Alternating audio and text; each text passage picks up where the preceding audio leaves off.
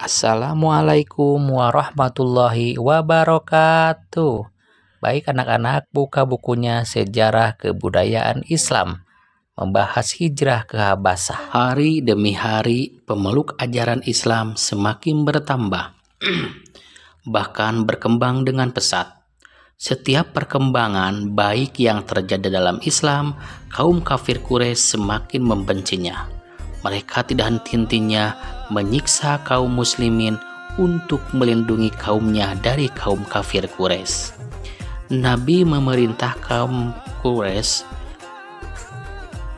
memerintahkan kaum muslimin untuk hijrah ke Habasyah. Bagaimana perjalanan kaum Nabi ke Habasyah? Apakah hijrah mereka berjalan dengan lancar atau ada kesulitan dengan menimpa mereka? Mari kita mencari tahu jawabannya. Peristiwa hijrah ke Habasah. Hijrah berasal dari bahasa Arab yang berarti meninggalkan, menjauhkan, dari dan berpindah. Hijrah juga memiliki makna berpindah dari satu tempat ke tempat yang lain. Kepedihan yang sangat dalam dirasakan oleh Nabi Muhammad SAW melihat kaum muslimin disiksa dan dianiaya oleh kaum kafir Quraisy, sehingga Nabi Muhammad SAW berpikir untuk memindahkan kaum muslimin untuk sementara waktu ke negeri lain. Lalu beliau memerintahkan kaum muslimin untuk hijrah ke Habasyah yang rakyatnya menganut agama Nasrani. Tempat itu diperintahkan oleh seorang raja dan tidak ada orang yang dianiaya di sana. Itu bumi yang jujur sampai nanti Allah Subhanahu wa taala membukakan jalan untuk kita semua. Demikian sabda Rasulullah SAW. Peristiwa hijrah ke Habasah terdiri atas 2 tahap. Berikut penjelasannya. Hijrah ke Habasah tahap pertama. Hijrah ke Habasah merupakan hijrah yang pertama dalam Islam. Tepat pada bulan Rajab tahun kelima kenabian, serombongan kaum muslimin Mekah berhijrah ke Habasah. Nabi Muhammad SAW tidak mengikuti perjalanan hijrah ke Habasah. Rombongan kaum muslimin tersebar berjumlah 14 orang, terdiri atas 10 orang kaum laki-laki dan 4 orang kaum perempuan. Beberapa ahli sejarah beranggapan ada 11 orang atau 12 orang kaum laki-laki dan kaum perempuan. Dalam perjalanan hijrah ini anak-anak, mereka berangkat secara diam-diam di tengah malam untuk keluar dari Mekah dengan berjalan kaki menuju tepi pantai. Sesampainya di pelabuhan Su'aibah, secara kebetulan dan atas izin Allah Subhanahu wa taala ada 2 kapal yang hendak berlayar ke Habasyah. Mereka berlayar mengarungi Laut Merah ke negara Habasah di benua Afrika. Sesungguhnya di pantai Habasah sungguh benar seperti perkataan Nabi Muhammad SAW. Najasyi, sebutan Raja Habasah, menyambut dan menerima kaum muslimin dan sangat baik mereka diberikan perlindungan dan tempat yang baik. Setelah kurang lebih 3 bulan lamanya, kaum muslimin menetap dengan damai dan sejahtera di Habasah. Mereka mendengar bahwa kaum kafir Quraisy yang dulunya sering menyiksa, menganiaya, dan menghalang-halangi dakwah Nabi Muhammad SAW, dan para sahabat telah takluk dan mengikuti ajaran Nabi Muhammad SAW. Akhirnya mereka kembali pulang ke Mekah. Sesampainya di kota Mekah, mereka baru menyadari bahwa kaum kafir Quraisy masih menguasai Mekah dan kekejaman mereka kepada kaum muslimin semakin menjadi-jadi.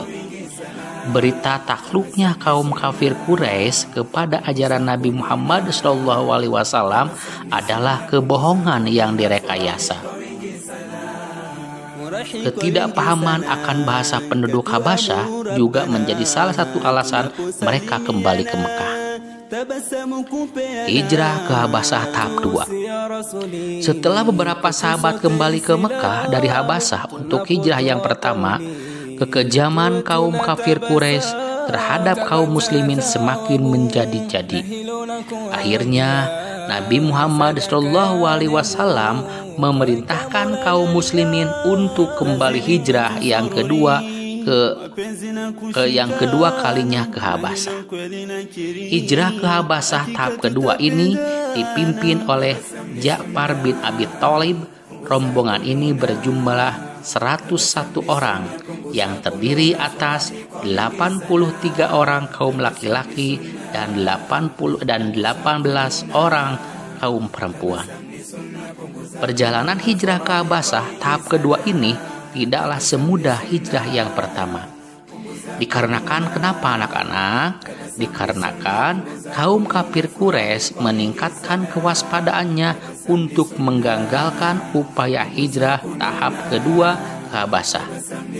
Namun Allah Subhanahu wa Ta'ala melapangkan perjalanan hijrah kaum muslimin ke Habasyah sebelum kaum kafir Quraisy mengetahui. Sesampainya di Habasyah, kaum muslimin disambut dengan sangat baik oleh masyarakat dan Raja Najasyi. Mendengar hal tersebut, kaum kafir Quraisy geram dan marah. Kaum kafir Quraisy takut kalau kaum muslimin semakin kuat dengan perlindungannya yang diberikan oleh Raja Najasyi dan rakyatnya. Sehingga mereka mengirimkan utusannya, yaitu Amr bin As dan Abdullah bin Abi Rabi'ah menghadapi Raja Najasyi. Mereka mempersembahkan hadiah-hadiah berharga untuk raja dan para pembesarnya. Mereka mengatakan kepada Najasyi bahwa mereka keberatan atas hijrahnya kaum muslimin meninggalkan Mekah. Mereka menyogok dengan memberikan hadiah kepada para pembesar istana terlebih dahulu untuk membantu mereka meyakinkan raja. Akan tetapi, Raja Najasyi tidak tergiur begitu saja. Ia merupakan raja yang bijaksana. Ia tidak mau mengusir kaum muslimin tanpa alasan yang jelas. Hingga akhirnya Raja Najasyi menyuruh pengawalnya untuk membawa kaum muslimin ke hadapannya. Raja Najasyi bertanya, agama apa ini yang sampai membuat tuan-tuan meninggalkan masyarakat tuan sendiri, tetapi tidak juga tuan-tuan menganut agamaku atau agama lain?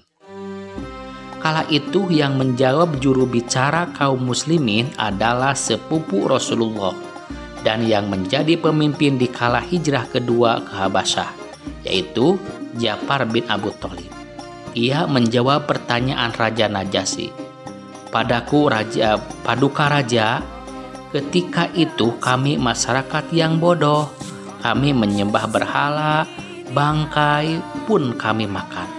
Segala kejahatan kami lakukan, memutuskan hubungan dengan kerabat, dengan tetangga pun kami tidak baik.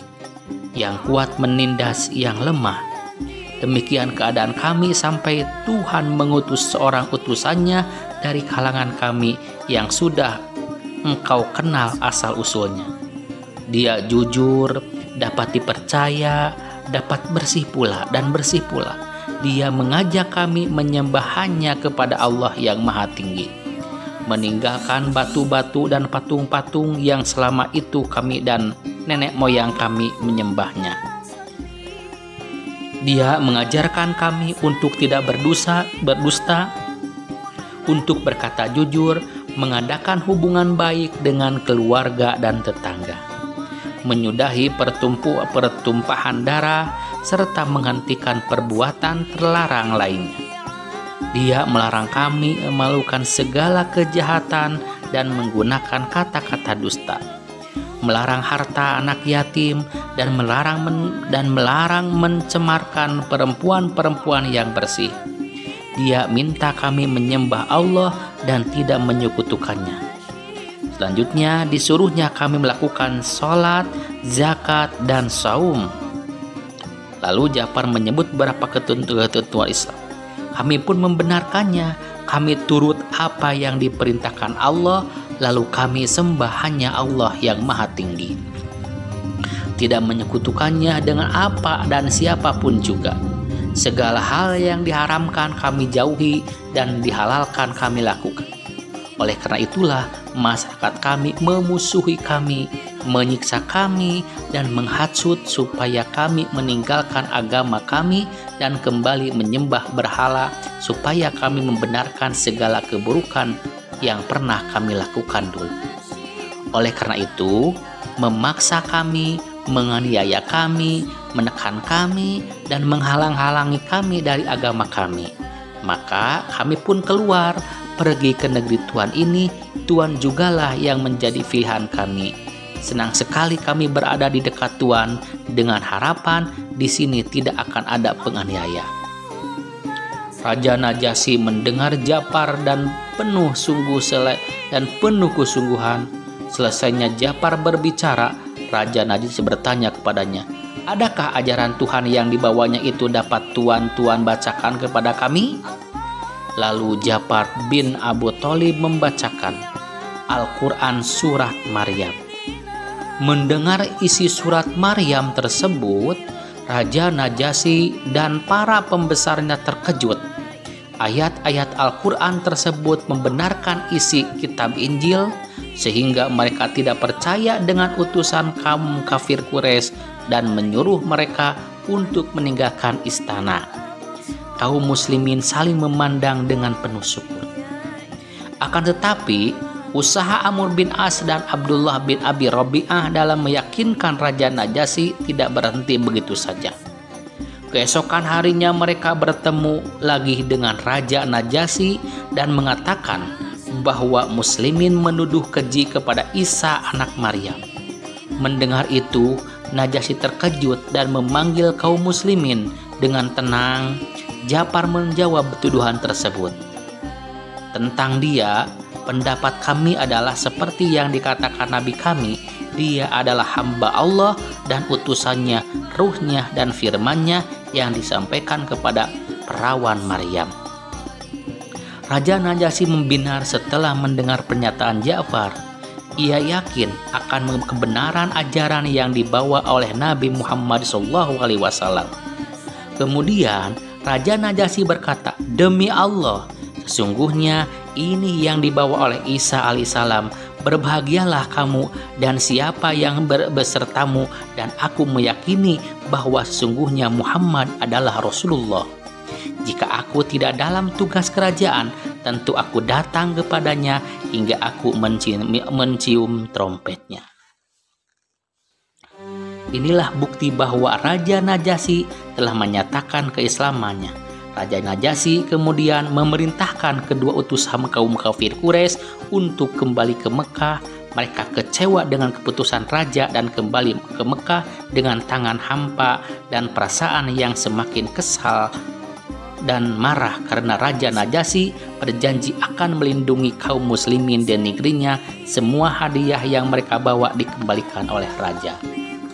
Begitulah anak-anak cerita tentang Raja Najasyi, dan alhamdulillah pada kesempatan kali ini tentang riwayat Raja Najasyi telah selesai. Kisahnya kemana? Kisahnya ke peristiwa hijrahnya ke Habasah, alhamdulillah telah selesai. Demikian dari Bapak sekian. Wassalamualaikum warahmatullahi wabarakatuh.